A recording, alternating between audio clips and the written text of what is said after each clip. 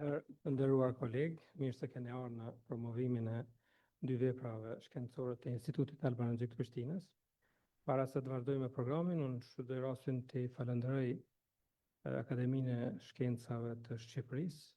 Kemi prezent në kryetarin profesor Vasa Tolen për këtë mundësi që na jepet që çdo vit të kemi këto bashkëtakime, këto prezantime librash e tjera.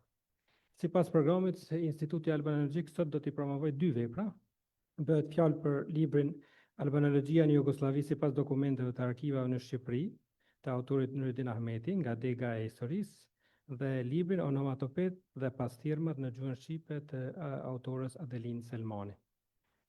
Sipas planifikimeve tona, për librin e parë do flasin dy kolegë tanë, profesor Hysén Matoshi dhe profesor Hasan Bello. Fjala është për profesor Hysén Matoshi.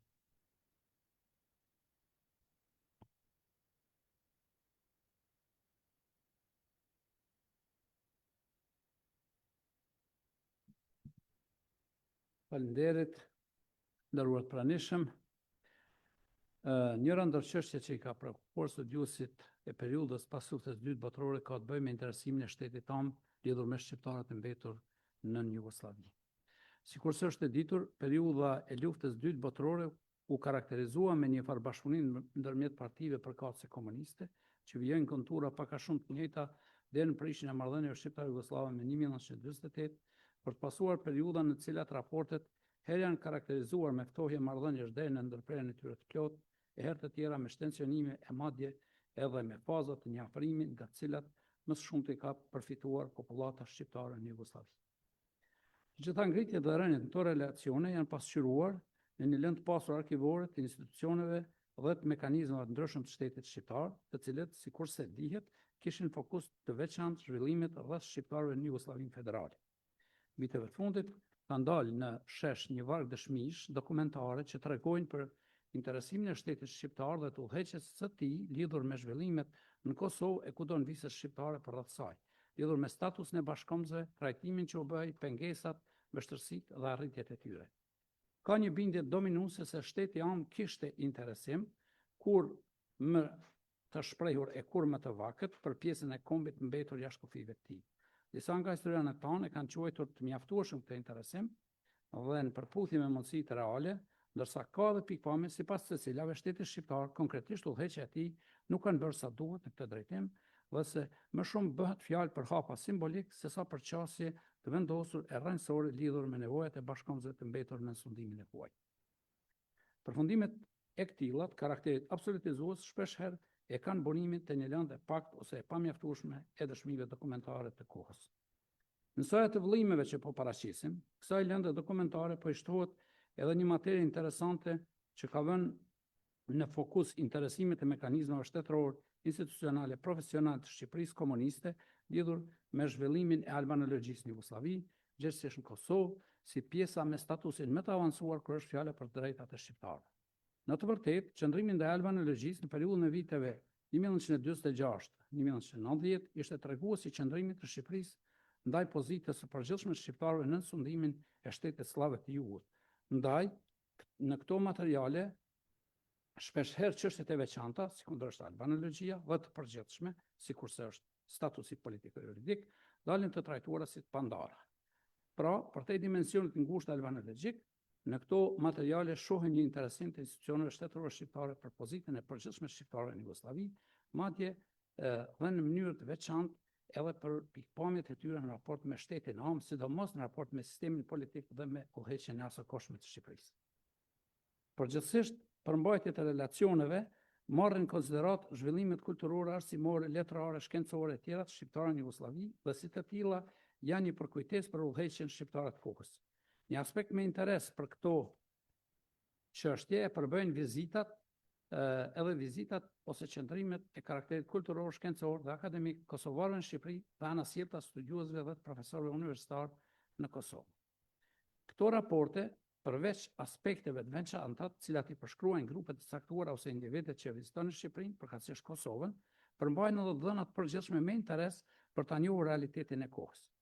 Merret vesh pashmangshëm del cilësimi ideologjik që u bëhet individëve, përkatësisht grupeve që vizitojnë shtetin am, por jepen vlerësime edhe për personalitetet shquara të botës akademike, shkencore, kulturore të Kosovës e ndonse në raste më të ralla edhe për udhëheqës politikë të shqiptarëve në Jugosllavi. Në këtë pikpamje, pothuajse si një klishe, shfaqet edhe konstatimi lidhur me vlerësimin që shqiptarët e mbetur jashtë ABD-ut kanë për shtetin e tyre ham, për udhëheqjen e tij, e cili është përgjithsisht admirues pozitiv e të tjera. Me kalimin e kohës dhe me intensifikimin e marrëdhënieve Shqipëri-Kosovë, vërejmë të ketë edhe protokolle bashkëpunimi ndërmjet Universitetit të Tiranës në njërin anë dhe Universitetit të Prishtinës e Universitetit të Shkupit në anën tjetër, me çka krijon premisa institucionale për zhvillimin e dijeve dhe kapaciteteve akademike ndër shqiptarët e mbetur në Jugosllavi, me theks veçantë në shkencat e identitetit kombëtar, sikurse janë disiplina të rëndësishme albanologjike, gjuhësia, letërsia, historia, arkeologjia, etnologjia, folkloristika e tjera. Vret një dominancë e pjesëmarrjes së profesorëve universitar të Shqipërisë në Kosovë, kryesisht si ligjërues lëndësh në Universitetin e Prishtinës, teksa në kohën tjetër kemi më pak interesim për dietarët nga Kosova që të ligjërojnë në auditorët e Tiranës. Grupet e vizitorëve nga Kosova janë të mëdha, marrë parasysh praktikat e kohës, ndërsa në secilin prej raporteve lidhur me qëndrimin e tyre në Shqipëri, kemi një përshkrim karakterizues për ta, sigurisht i motivuar edhe nga një bazë e padiskutueshme ideologjike e politike që impononte logjika partijake e kohës. Kështu, sipas raporteve, në mesin e vizitorëve ka detar idealist, admirues e simpatizant të udhëheqjes politike, kryesisht Enver Hoxhës, por megjithatë për ndonjërin prej tyre, hartuesit e raporteve shprehin rezervë, madje edhe dyshime se janë agent jugoslav të përfshirë në këto grupe vizitoresh. Megjithatë, dhe pavarësisht se dokumentet kanë një strukturë heterogjene, fokusi i këtyre përmbledhjeve arkivore mbetet albanologjia në Jugosllavi. Ka në mesin e tyre dokumente që trajtojnë zhvillimin e disiplinave albanologjike, por edhe krijimin e institucioneve albanologjike si Instituti Albanologjik, Katedra Albanologji, Seminari Ndërkombëtar për Gjuhën, Letërsinë dhe Kulturën Shqiptare e tjera, dhe sidomos mbajtjen e aktiviteteve me rëndësi për gjuhën, historinë dhe kulturën shqiptare, si kundërshta konsulta gjyqësore e Prishtinës, simpoziumi për Skënderbeun, pjesëmarrja e një grupi ekspertësh nga Shqipëria për hartimin e projektit kompleksit muzeal të lidhjes shqiptare të Prizrenit, pjesëmarrja në simpoziumin shkencor për kulturën e gjuhës shqipe, bashkëpunimi për projektin e atllasit dialektologjik të Shqipës e të tjera. Natyrisht, vëmendje u kushtohet edhe kapaciteteve të formuara albanologjike në mesin e shqiptarëve të Kosovës, shkollave të tyre sëdimore, rezultateve, sfidave e të tjera. Interes veçantë përbëjnë edhe vlerësimet e profesorëve të Universitetit të Tiranës, të cilën mbanin ligjëratën në Universitetin e Prishtinës si një mbështetje jetike për ta fuqizuar korpusin shqiptar të kuadrit të tij, nga që deri në ardhen e tyre një numër të madh lëndësh në fakultetet, studentët detyroheshin të ndiqnin në gjuhën serbe. Relacionet lidhur me punën që bënin, por edhe mbresat nga takimet dhe njohja e realitetit të Kosovës, sa të hershme janë po kështu me interes. Megjithatë, vëmendja e përgatitësit të vëllimeve, profesor doktor Nureddin Ahmetit, është përqendruar te sjellja e raporteve të shkruara lidhur me studiuesit kosovar që kishin vizituar Shqipërinë, kryesisht për qëllime studimore, përgatitje të doktoraturave, projekte shkencore e të tjera. Në to gjejmë vend të gjithanshëm për shkrimet lidhur me interesimet e tyre studimore, përkatësisht fusha, temat, projektet në të cilat punojnë.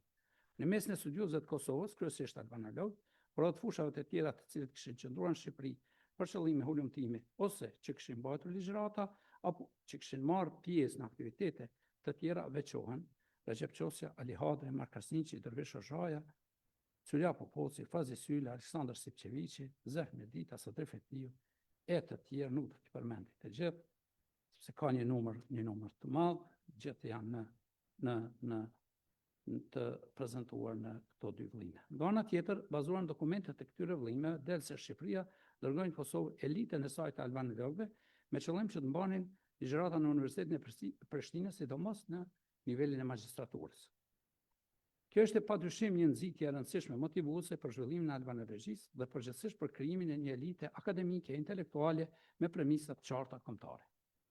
Një pjesë e shkencëtarëve që u dërguan si pjesëmarrës në ekspedita shkencore, që u zhvilluan në bashkëpunim me kolegët e tyre nga Kosova, si kundër që pati prej tyre edhe pjesëmarrës në grupe punuese në aktivitete ndryshme shkencore që u organizuan në Prishtinë.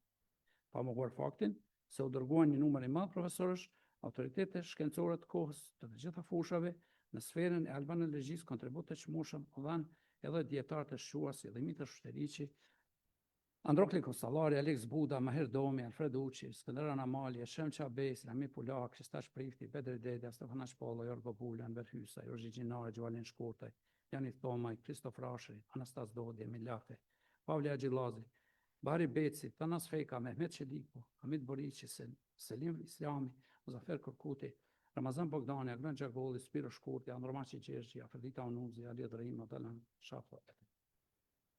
Krijimi i potencialeve profesionale, akademike, shkencore hapi një perspektivë më të qartë zhvillimit të albanologjisë në Kosovë.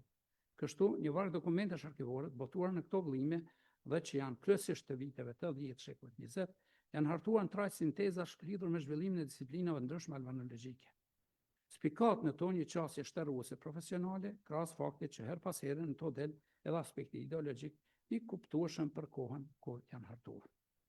Kështu, interes përbën shkrimet për letërsinë dhe kritikën letrare në Kosovë, Maqedoni dhe Malzi, pikpamjet dhe librit Morfologjia një fushatet për Gjepçosis, pastaj sinteza përmbajtjesore titulluar Institucionet shkencore të Kosovës, struktura dhe problematika e punës tyre studimore, një vështrim mbi disa botime kosovare në fushën e gjuhësisë dhe prirjet që vihen re në to, trajtimi gjendja studime albanologjike në Kosovë pas ngjarjeve të mars-prillit 1971, material tjetër po ashtu me interes është edhe vështrimi për arsimin dhe kulturën shqiptare në Kosovë dhe në vizat tjera shqiptare në Jugosllavi, gjendja monumenteve kulturës shqiptare në Kosovë dhe përpjekjet e inteligjencisë për mbrojtjen e tyre, relacioni drejt Roagolli mbi botimin dhe popularizimin e krijimtarisë së autorëve kosovarë në Shqipëri, informata mbi gjendjen e teksteve universitare në Kosovë, informata mbi shkencat albanologjike në Kosovë gjatë viteve 1973-85, materiali përmbledhës mbi sulmet e serbëmbëdhenjve ndaj gjuhës dhe kulturës shqiptare, informacioni mbi planet studimore të Institutit Albanologjik të Prishtinës dhe të Institutit të Historisë të Kosovës për vitet 1985-87 e të tjera. Me një fjalë, një histori e albanologjisë në Kosovë, madje edhe një histori e përgjithshme e Kosovës, do të gjenë këto vëllime një bazë shmueshme dokumentare që shpërfaq qëndrimet politike, ideologjike e profesionale të institucioneve të shtetit shqiptar, të cilat, sikurse dihet, nuk qëndronin indiferente në këtë pikpamje. Interes përbën edhe dokumentimi historik të bashkëpunimit ndërmjet Kosovës dhe Shqipërisë për ngritjen e kapaciteteve institucionale e profesionale albanologjike, sidomos në Kosovë, por edhe përgjithsisht në arealin shqiptar. Ma thot mendja se këto vëllime do të japin një zgjidhje shumë hamendjesimeve lidhur me interesimin dhe rolin e Shqipërisë në zhvillimet historike dhe shqiptarët mbetur në Jugosllavi. Një histori që përtej mohimit absurd e absolut të këtij rolit shtetit tonë dhe përtej pohimit glorifikues, sikurse secila arritje shqiptarët të Kosovës dhe vizave tjera etnike ka për kontribueset vetëm me Shqipërinë komuniste, do të bazohet në faktografi të verifikueshme. Për këtë e quaj të rëndësishme punën e kolegut Nurettin Ahmeti, me urimin që të vijoj të zgjeroj bazën burimore të historiografisë sonë dhe që e kaluara jonë kundrohet e të vlerësohet gjithnjë më shumë në dritën e faktografisë. Ju falenderit. Falenderojmë profesor Hysen Matoshin për paraqitjen vlerësuese. Tash me radhë kemi profesor Hasan Bella.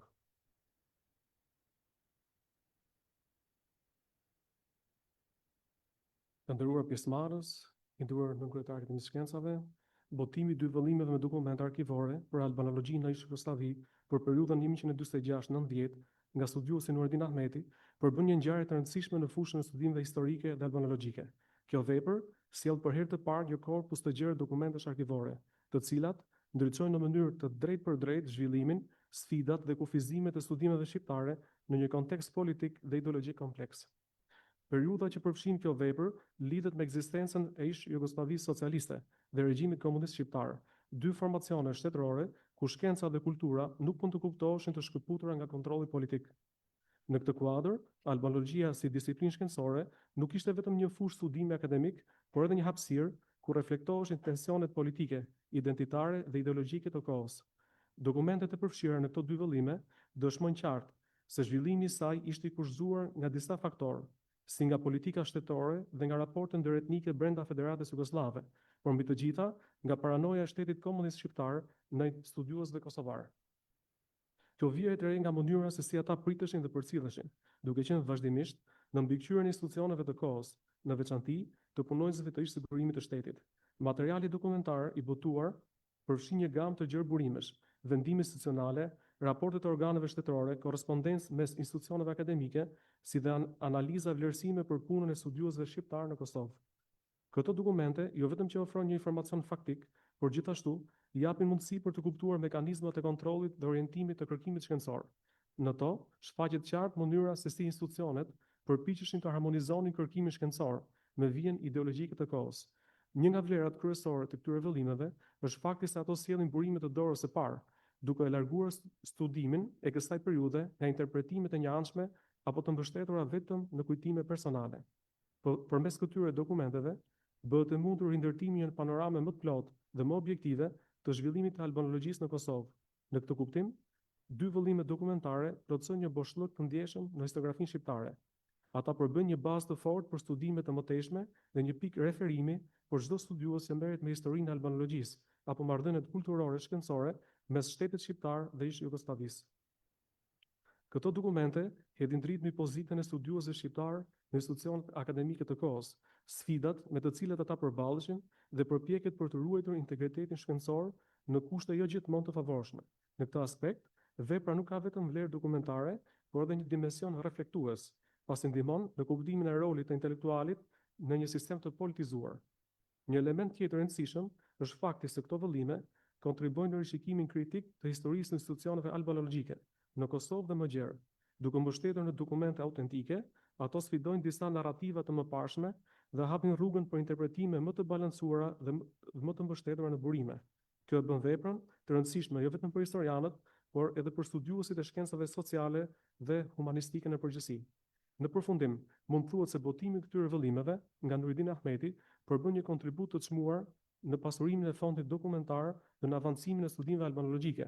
Ato ofrojnë një pasqyrë të thelluar të një periudhe të ndërlikuar historike dhe krijojnë baza të reja për kërkimet të ardhshme. Unë jam i bindur që përsa Nuridine po të marrin intervistë gjithë profesorët nga Tirana apo nga Prishtina që kanë ardhur në kryeqytetet respektive, do dalin edhe dy vëllime tjera me reportazhe, me intervista.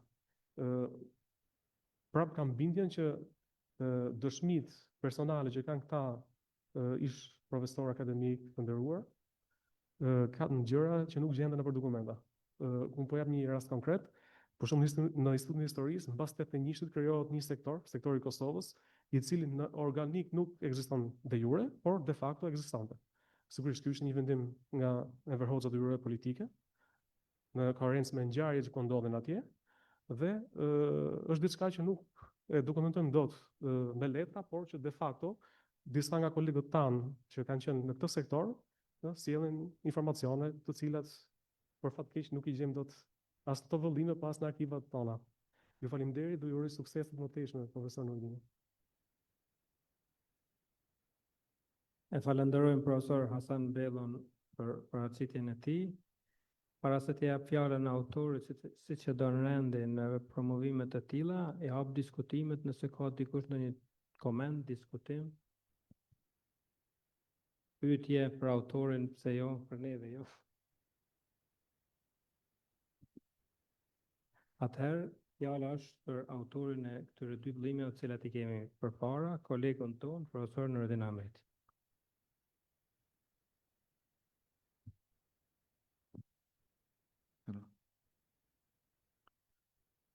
Të nderuar kolegë, të nderuar të pranishëm, me lejoni që me rastin e promovimit të dy vëllimeve të veprës, Albanologjia në Jugosllavi sipas dokumenteve të arkivave të Shqipërisë 1946-1973 dhe Albanologjia në Jugosllavi sipas dokumenteve të arkivave të Shqipërisë 1974-1990 të shpreh mirënjohjen time të thellë për ata që kontribuan në realizimin dhe promovimin e këtij botimi.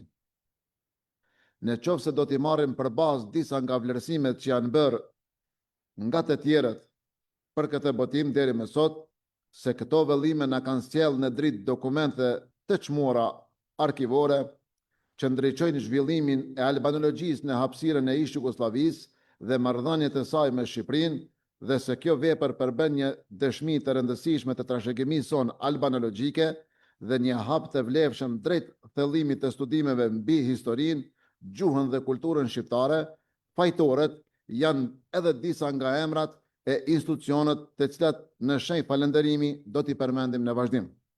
Falënderimi veçantë u takon institucioneve arkivore në Shqipëri dhe stafit të tyre, të cilët na e kanë lehtësuar punën tonë hulumtuese me korrektësinë e tyre, duke na ofruar materiale pa përtesë brenda mundësive ligjore me të cilat veprojnë këto institucione, si Arkivi Qendror i Shtetit dhe Arkivi i Ministrisë së Punëve të Jashtme.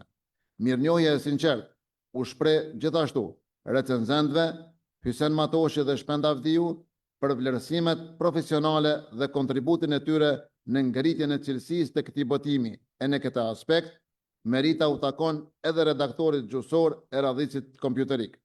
Po në këtë rast, më duhet ta shpreh konsideratën time edhe për dy studiusit që dhanë sot vlerësimet e tyre për këtë botim përmes paraqitjeve të tyre, Hysen Matoshi e Hasan Bello. Mirënjohje për kolegët nga Instituti Albanologjik në përgjithësi dhe atyre nga Dega Historisë në veçanti për përkrahjen e vazhdueshme për afro 2 dekada punë që jemi në këtë institucion.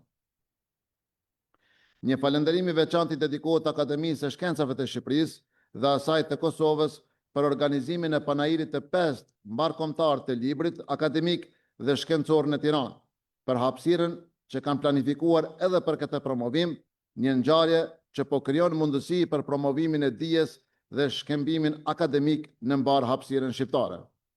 Të nderuar të pranishëm, këtij organizimi i dha kuptime dhe prezenca juaj këtu.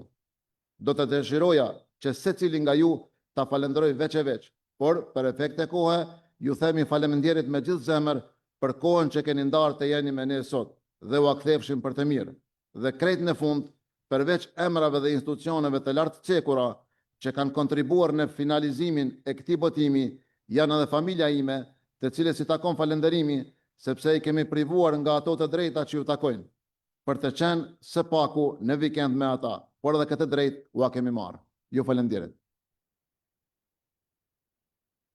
Ne falenderojmë profesor Nureddin Ahmetin, i cili përveç detyra udhëheqëse brenda Degës së Historisë në Institutin Albanologjik, tashmë është njëri nga emrat më të njohur në historiografinë shqiptare, po besoj, dhe ne si institut jemi krenar, ta kemi pjesë të kolektivit dhe gjithashtu ta promovojmë punën e tij shkencore.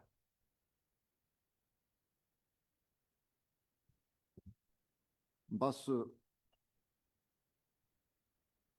promovimit të librit të parë, tash kalojmë në librin e radhës, gjithashtu botim nga Instituti Albanologjik, të autores studiuses kolegës tonë të nderuar Adelina Selmani. Në vazhdim, japim fjalën kolegut tonë të nderuar që të jap vlerësimin e tij, profesor doktor Naim Berishës. Urdhëron. Profesor Vaso Tole, nënkryetari i Akademisë Shkencave të Shqipërisë, të nderuar kolegë, të dashur miq të librit. Të thuhet se pastirmat dhe onomatopet janë fjalë të vogla, do të ishte një nënvlerësim i madh për rolin që ato luajnë në sistemin gjuhësor. Në të vërtetë, ato janë ndërshprehjet më drejt për drejta të përvojës njerëzore me gjuhën. Njëra bart emocionin, tjetra pasqyron tingullin e botës. Pikërisht, mbi këtë ndërthurje midis subjektives dhe objektives, midis ndjenjes dhe imitimit, është ndërtuar monografia që sot kemi kënaqësinë ta promovojmë.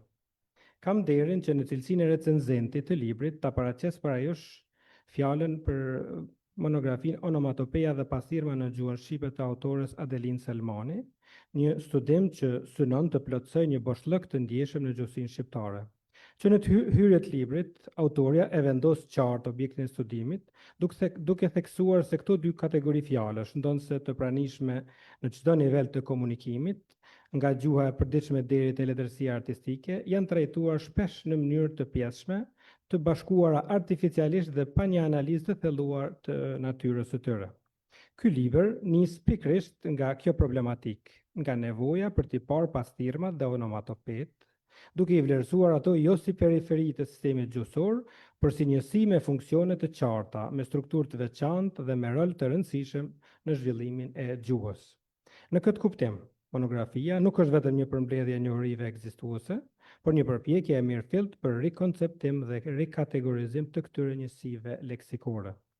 Një nga meritat kryesore të këtij libri është se ajo e vendos në qendër dallimin konceptual ndërmjet pastirmës dhe onomatopesë. Pastirmat lidhen me botën subjektive të folësit, me shprehjen e ndjenjave, dëshirave dhe qëndrimeve, ndërsa onomatopet përfaqësojnë një përpjekje për të riprodhuar sa më besnikërisht tingujt e realitetit objektiv.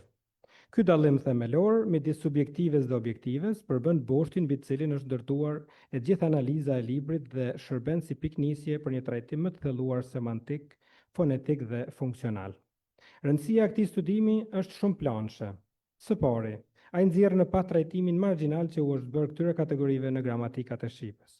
Fakti që pastirmat dhe onomatopet janë trajtuar si një pjesë e vetme e ligjëratës, shpesh edhe me shembuj të përsëritur, dëshmon për një mungesë të thellimit shkencor të cilin ky libër synon ta tejkalojë.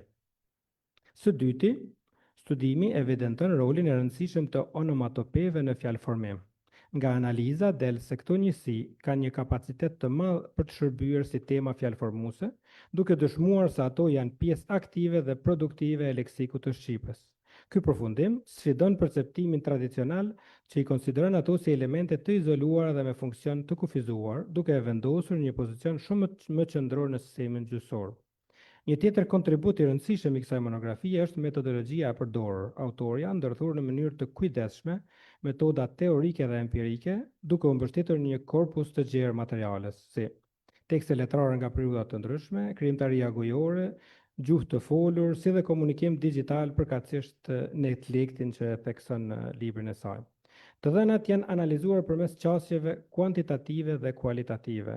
Janë plotësuar me anketa, eksperimente dhe vëzhgime në mjedise reale, gjë që jep studimit një bazë fort shkencore dhe bën atë më të besueshëm në përfundimet që nxjerr. Po ashtu, libri hap një perspektivë interesante dhe një lidhje me origjinën e gjuhës, duke e trajtuar simbolizmin tingullor dhe duke e lidhur onomatopen me imitimin e tingujve të natyrës. Autorja e vendos Shqipen në një debat të gjerë teorik që shtrihet nga antikiteti e deri te teoritë bashkëkohore. Në këtë mënyrë, studimi nuk mbetet vetëm në planin përshkrues, por fiton edhe dimension reflektues dhe teorik. Një dimension tjetër me rëndësi është ai sociolingvistik dhe teknologjik. Në kushtet e komunikimit digital dhe globalizmit, pastirmat dhe onomatopet janë të ekspozuara ndaj ndikimeve të jashtme, sidomos nga anglishtja.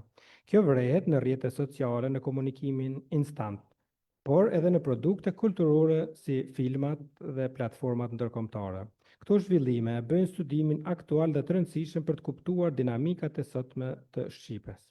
Struktura e librit, e ndarë në 8 kapituj, pasqyron një ndërtim të qartë dhe logjik të problematikës, nga sfondit teorik mbi origjinën e gjuhës, te përkufizimet dhe klasifikimet, nga analiza semantike dhe fonologjike, te fjalëformimi dhe sintaksa, e deri te përdorimi në letërsi dhe përpjekja për të rikategorizimin përfundimtar të këtyre dy kategorive të fjalëve.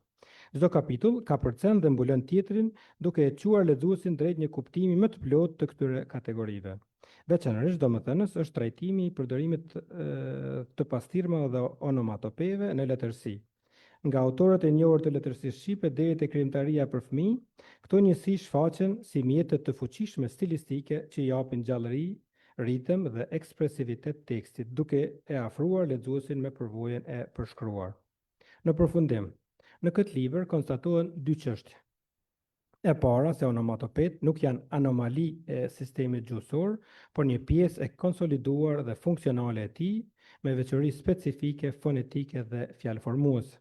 E dyta, se pastirmat dhe onomatopet, pavarësisht nga aftësitë të jashtme, janë kategori të ndryshme, me funksione dhe natyra të dallueshme, çka e bën të domosdoshme trajtimin e tyre si pjesë të veçanta të ligjëratës. Pra, ky libër nuk është vetëm një kontribut në studimet e leksikut të Shqipës, por edhe një thirrje për rishikim të disa prej qasjeve në gramatologjinë tonë.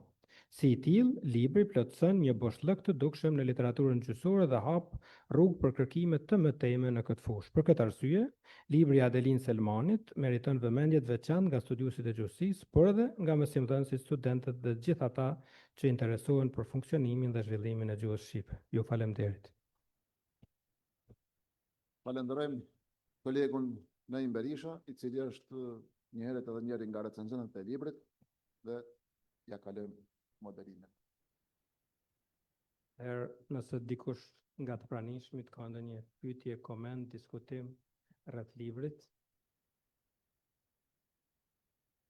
Po patjetër, urdhëni pas.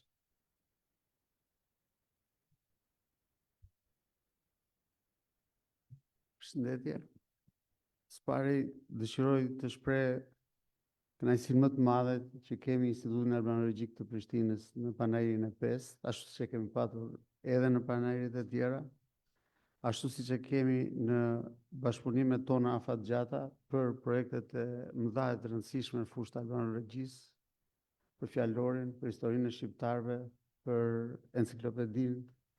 Kështu që një falënderim institucional për këtë meritoni plotësisht dhe ne do t'ju përgjigjemi gjithmonë me të njëjtin seriozitet.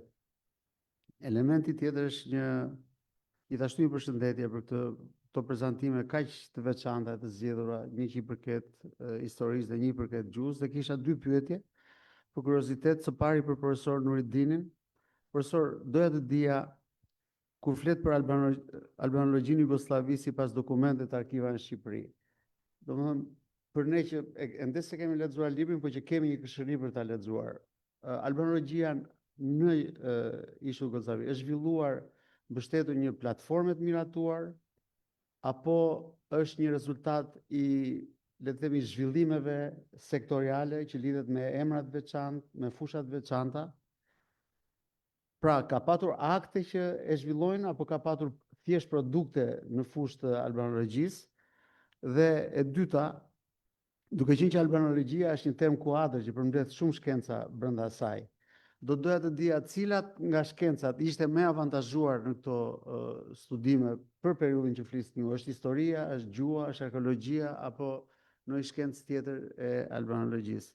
Kurse për profesor Adelinën do doja të pyesja, domethënë këndshikimi mbi onomatopet dhe pastrimrat në gjuhën shqipe ka patur parasysh një zonë të caktuar, një dialekt të caktuar, apo është një vështrim i përgjithshëm mbi përdorimin e këtyre dy tipareve në gjuhën shqipe? Ju falenderoj dhe urim edhe një herë për promovimin.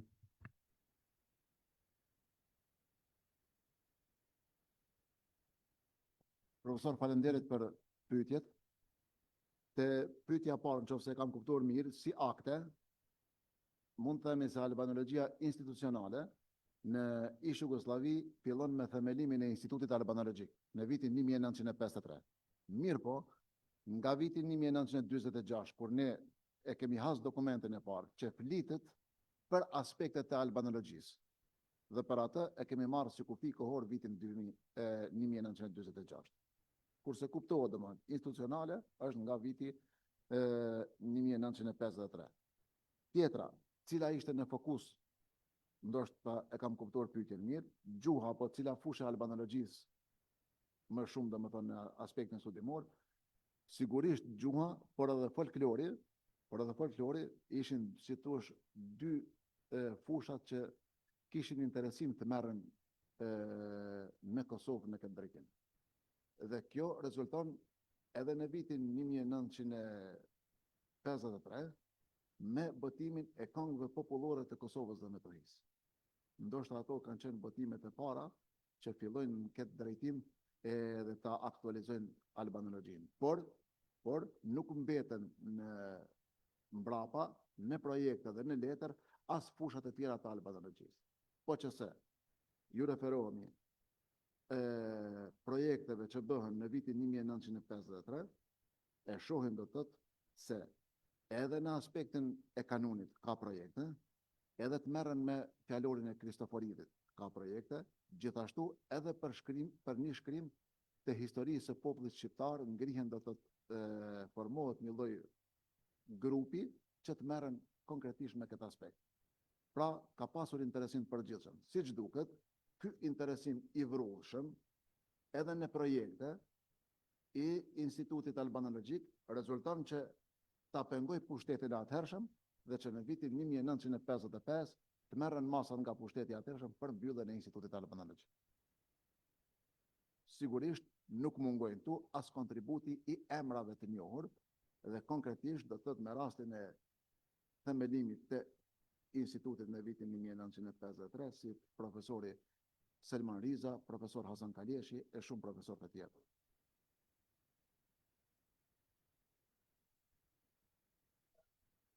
Jashtë institucionit kanë qenë zakonisht figurat që kanë vepruar jashtë Jugosllavisë së atëhershme. Po, konkretisht me ardhjen, domethënë me themelimin e Institutit Albanologjik në vitin 1953, kemi një numër të shkresave që ju drejtohen sidomos studiuesve jashtë vendit për të bashkëpunuar. Po. Unë po flas jashtë vendit, jashtë Kosovës, sepse kemi domethënë studiuesit kroat që Instituti Albanologjik i asaj kohe kërkon ndinja zyrtare të bëj bashkëpunim edhe me kroatët, edhe me studiues tjerë në botën perëndimore. Dhe ka një përgjigje pozitive në këtë drejtim, mirë po fati e desh, do të rrethonat ishin të ashtu siç ishin dhe instituti mbyllet me 53-shin, ndërprehen ato projekte të cilat kanë qenë në vazhdim e sipër. Ju falenderoj. Faleminderit profesor Rodin. E falenderojmë profesor Vaso Tolën për praninë, për mundësitë që na jepen. E theksoj profesori, ky është edicioni i 5 i panairit ku instituti ka qenë pjesë aktive, qoftë me praninë në Tiranë, qoftë me edicionet që bën në Prishtinë. Aso kohë para 5 vjetë kemi pasur drejtor profesori Selma Toshin, i cili është i pranishëm. Përveç pranisë dhe pjesëmarrjes tonë me kontribute ndoshta modeste në këtë aktivitet, siç e tha profesor Tole, ne jemi dhe do të jemi të hapur për realizimin e projekteve të përbashkëta aty ku kemi mundësi dhe ku na jepet, ku na ofrohet bashkëpunimi. Natyrisht tash e kemi më lehtë se flasim për projekte konkrete që janë realizuar dhe janë realizim e sipër, gjykoj të arrira dhe të suksesve. Tash fjalën e ka njëra nga protagonistët e këtij takimi, Adelin Selmani, edhe ti përgjigjet profesorit dhe ti thotë 2 fjalë. Faleminderit.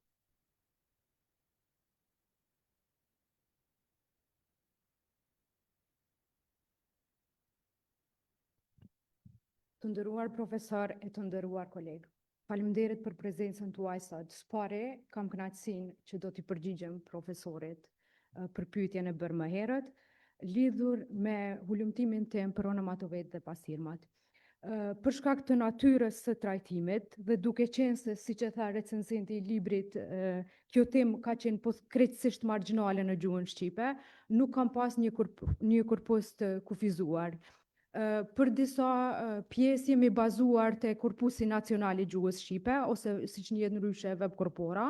Një pjesë tjetër të analizës teorike e kam bërë në gramatikat e gjuhës shqipe, jo mundu me përfshi numër sa më të madh të gramatika, rreth 120 sosh që i kam gjetur, duke filluar nga gramatika e Sami Frashrit dhe një gramatik e transkriptuar e profesore Gjep Ismailit, të cilës nuk i dihet autori. Por varësisht natyrës së hulumtimit, varësisht nevojave, për shembull në letërsi kam përdor korpus tjetër.